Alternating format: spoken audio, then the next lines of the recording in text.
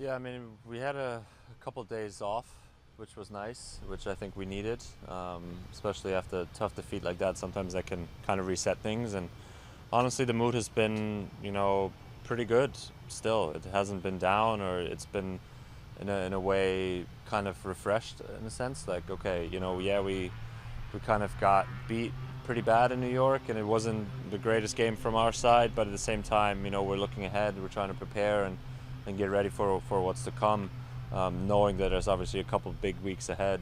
But yeah, it hasn't been too different from weeks past, and certainly not like bad mood in general just because of this game. Obviously, we want to make it right, and we want to start winning again.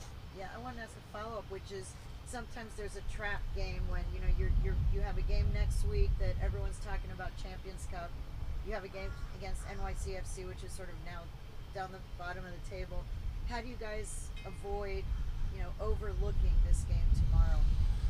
I mean, it's obviously the CONCACAF Champions Cup game sticks out, right? And it's something that we're excited for, to host Monterrey here and then to go there, have a huge game there in a couple weeks' time. So, it's a big matchup. I think everybody watches that and looks forward to that. But like you're saying, I think we have a game obviously tomorrow that, after having lost in the league and also not being in first place anymore, having one game more than everybody else already, is kind of like a game at home that you want to play and you want to win.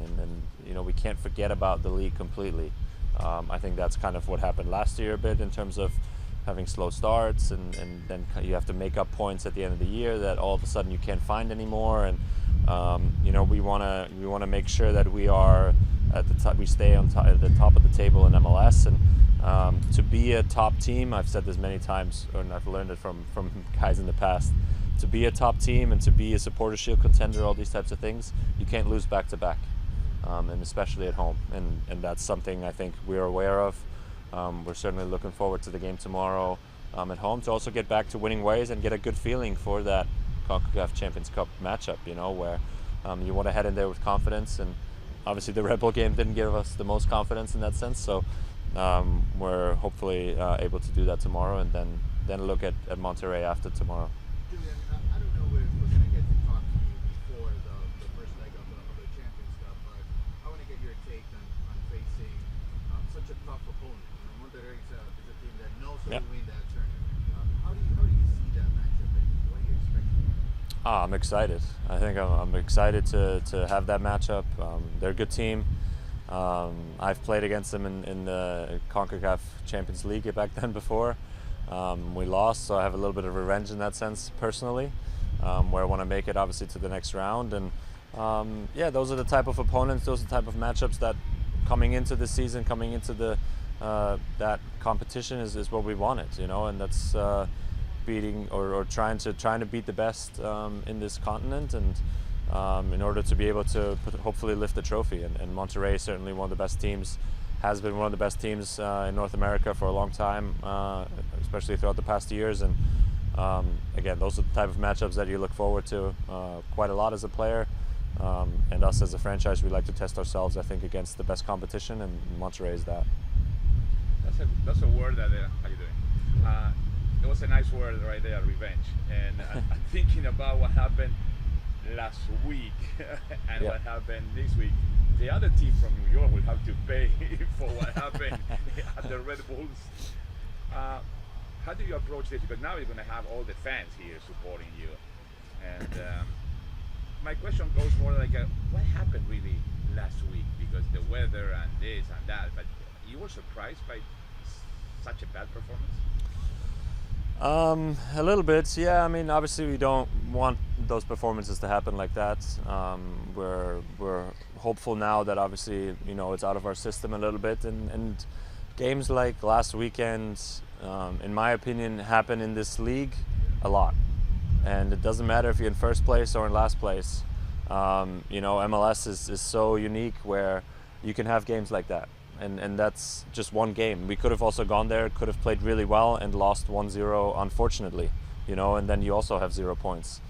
This way, it was obviously a different story, but, it's it's just one game that's out of 34, and that's kind of what we have to take it as. We obviously have to learn from it and be ready if that comes again, in a way, with bad weather, all those types of things that played a factor. Yeah, it's something that I think we'll learn from and we'll get better from, and hopefully, like you said, the other New York team will take our revenge tomorrow.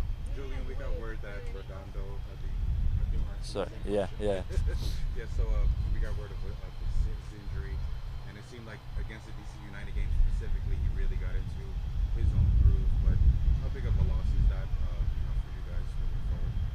Yeah, it's obviously unfortunate for him because, like you're saying, I think he comes in from from a league or from somewhere else, and now we finally got comfortable in a sense a little bit, or not finally, but has started to kind of feel comfortable in the team, feel comfortable in the field, what we're trying to do, and with his teammates around him, all those things. So yeah, it's a bit unfortunate in that sense, and we'll obviously miss him, but at the same time, there's 30 other guys on the roster that we have a deep roster. I think we've known that coming into the year.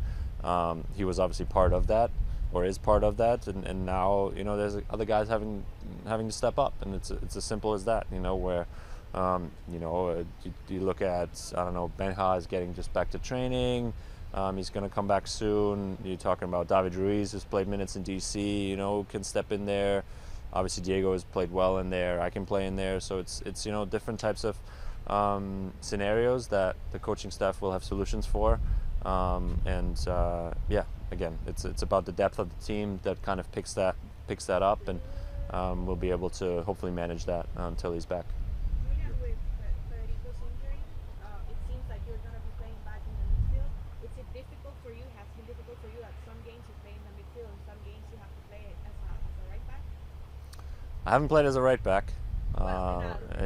Right wing back, a right winger, right wing back, and center mid. Yeah, that's kind of been the positions, but yeah, it's something I'm used to. So it's nothing really new. It's nothing really hard for me to adjust to. I think the coaching staff is doing a good job of kind of giving me heads ups of where I could potentially play in the weeks or days leading up to the game. So no real surprises, and Tata has told me that in the beginning of the season, that there's multiple positions that I'll be playing in from game to game, and again, I'll adjust and I'll be okay. And like I said, the most important thing is that the team will do well, and that we as a team go out there, have one idea of what we're trying to do and who we want to be, and who plays in what position is a little bit secondary in my opinion in that sense. Last one, guys. Julian, how did the podcast? It did pretty well, the first one. How is it going? And did you have any conversations with Leo about revealing that he speaks English? No, Leo hasn't said anything, so I'm guessing he's okay with what I've said so far. Yeah, it's been going well. I mean, I enjoy it. We're bringing, I think, another episode's coming out next week, and just before the Monterrey game, and then we'll hopefully do a recap of those things after, and we'll just continue on. And yeah, it's something I enjoy, something I hope the fans enjoy as well, where I can bring a little bit of insights into kind of my life here, what it's like playing alongside some of the greatest of the game has ever seen, and obviously what the day-to-day is like at Inter Miami and stuff. So yeah, enjoying it so far, and we'll see how it continues. Thank you, guys. Thank you, Julian. Thank you. Thank you.